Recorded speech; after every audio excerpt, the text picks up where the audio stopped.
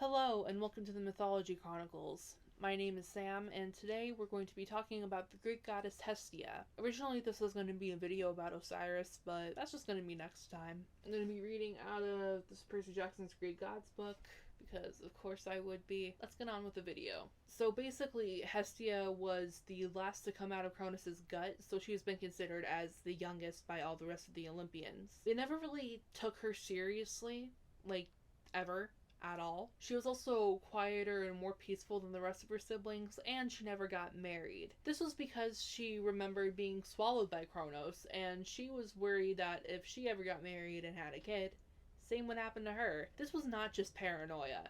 She had a good reason and proof that Zeus was no better. After the war with the Titans, Zeus married one of Oceanus' daughters. Her name is Metis.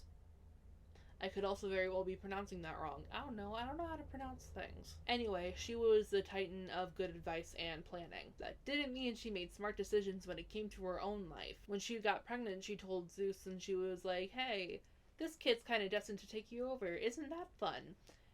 So he got paranoid. Zeus thought he was going to end up like Uranus, who got chopped up into tiny pieces. So he took a page out of Kronos' playbook. He opened his mouth super wide and actually swallowed Metis by creating a tornado, and that just went right down. That freaked out all of the Olympians, but especially Hestia. After that, Zeus said to the Titans and the other gods, sorry, my bad, won't happen again. And then he decided to marry another Titan, but as you can imagine, there weren't many volunteers after that. Only one agreed, and that was Themis, the Titan of divine law, who happened to be Hestia's favorite aunt. Themis sided with the gods in the Titan War, and she knew that the gods would be better rulers than Kronos. Themis also wasn't particularly interested in marriage, but for the sake of peace, she was like, screw it, I'll marry Zeus. And yes, Themis is technically Zeus's aunt, but when it comes to relationships between the gods, I don't even question it. Their marriage didn't last very long. First set wasn't so bad. 3 sisters called the Horai, who ended up being in charge of the changing seasons. The second set of triplets, though, they gave everyone the creeps. They were called the Morai, the 3 Fates, and they were born old. Right out of the cradle, they grew from 3 shriveled babies into 3 shriveled old grannies. They liked to sit in the corner and make thread on a magic spinning wheel. Each time they snipped a piece of the line, some mortal down in the world died. The Olympians quickly realized that the 3 Fates could not only see the future, they could control it. They could bind anyone's life to their magical yarn, literally making a lifeline, and when they snipped off that piece, nobody was sure if they could do the same thing with immortals, but even Zeus was afraid of those girls. After fathering the Fates, Zeus pulled Themis aside and said, know what? I'm not sure this marriage is gonna work out. If we keep having more kids like the Fates, we're all gonna be in trouble. Themis pretended to be disappointed, but actually she was relieved. She didn't want any more kids, and she definitely didn't want to get sucked down the tornado of Zeus's throat. Hestia witnessed all this and decided, I don't want that to happen to me. She decided it was much better to stay single and concentrate on helping her siblings raise their families. There was only one problem. Some of the guy gods had other ideas. Poseidon kept looking at Hestia and thinking, hey, she's kind of pretty. Yeah, we're back to the whole brother marrying sister thing. Let's get it out of our systems. All together. 1, 2, 3... Disgusting! A younger Olympian, Apollo, also wanted to marry Hestia. We could talk about Apollo in another video. As it happened, both gods approached Zeus on the same day, asking his permission to marry Hestia. Seems weird that they would ask Zeus instead of Hestia, but as you might have noticed, the males weren't real sensitive about stuff like that. Zeus, being the king of the cosmos, had the final say on all marriages. Meanwhile, Hestia was sitting at the big hearth in the middle of the throne room, not paying much attention. Back then you needed a central hearth, like an open fire pit, in your main room, because it provided warmth on cold days. It was also where you did your cooking, your water boiling, your chatting, your bread toasting, your marshmallow roasting, and your sock drying. Basically, it was the center of family life. Hestia always hung out there. She'd sort of taken over responsibility for keeping the home fires burning. It made her feel good, especially when her family gathered around for meals. So Zeus called her over, and she approached the throne and saw that Poseidon and Apollo were there waiting for her, and she was like... So basically Zeus said, hey, look, you got 2 options, and because I'm so nice, I'm gonna let you pick.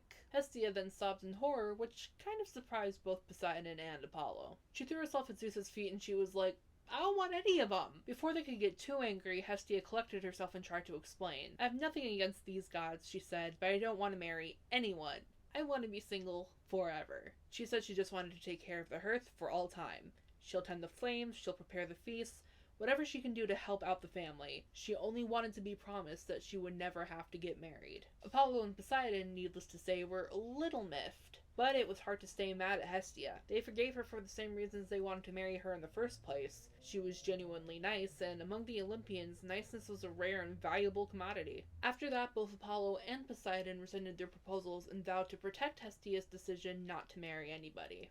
Zeus also said, okay, if what you want is to never get married, then that's fine by me. Just go about your business. She became the official goddess of the hearth, which may not seem like a big deal, but was exactly what Hestia wanted. Later on, people made up a story about how Hestia used to have a throne on Mount Olympus and gave it up when a newer god named Dionysus came along. Dionysus? Look, I don't know how to pronounce things, okay? It's a good story, but it's not actually in any myths. Hestia never wanted a throne. Her hearth became the calm center of the storm whenever the Olympians argued. Everyone knew the fire was neutral territory. You could go there for a timeout, a cup of nectar, or a talk with Hestia. You could catch your breath without getting accosted by anyone. Kind of like base in a game of tag. Hestia looked out for everyone, so everyone looked out for her. Now there's one more part of Hestia's story that's kind of important, but I'm going to have to do some speculating here because you won't find this in the old myths. At first there was only one hearth in the world and it belonged to the gods. Fire was like their trademarked property. The puny humans didn't know how to make it. They were still cowering in their caves, grunting and picking their noses and hitting each other with clubs. The titan Prometheus, who had made those little dudes out of clay, really felt sorry for them. After all, he created them to look like immortals. He was pretty sure humans were capable of acting like immortals too. They just needed a little help getting started. Whenever Prometheus visited Olympus, he watched the gods gather at Hestia's hearth. Fire was the single most important thing that made the palace a home. You could use fire to keep warm, you could cook with it, you could make hot beverages, you could light torches at night, play any number of funny practical jokes with the hot coals. If only humans had some fire. Finally, Prometheus got up his courage and spoke to Zeus. That conversation pretty much went like this. Hey, Zeus, you think I could, maybe show the humans how to make fire? Why? I don't know, so they could just be more like us? They could build cities, they could do so many things with fire. That is the worst idea I've ever heard. No. But Prometheus said, I recognize that Zeus has made a decision, but given that it's a stupid-ass decision, I've elected to ignore it. He kept looking at Hestia sitting next to her hearth. He admired the way that she kept the Olympian family together with their sacred fires. And it just wasn't fair, Prometheus decided. Humans deserve the same comfort. So what happened next? Most versions of the story say that Prometheus stole hot coals from the hearth. He hid them in the hollowed stalk of a fennel plant, though you think that somebody would notice him sneaking out of the palace with a smoldering plant that smelled like burning licorice. Prometheus sneaked out of Olympus with his secret burning licorice stick, and gave it to the humans. It took a while for them to learn how to use the hot flaming stuff without killing themselves, but finally they managed, and the idea spread like wildfire. Usually Zeus didn't pay much attention to what was happening down on Earth. After all, the sky was his domain.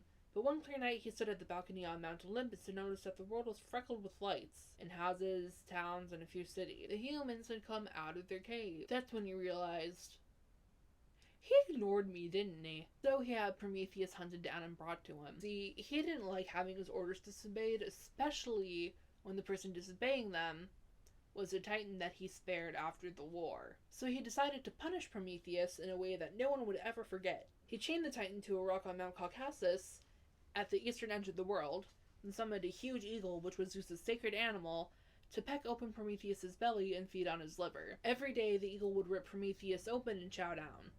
And every night Prometheus would heal up and grow a new liver, just in time for the eagle to show up the next morning. The other gods and titans got the message.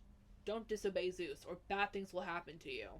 Most likely involving chains, livers, and hungry eagles. As for Hestia, no one accused her of anything.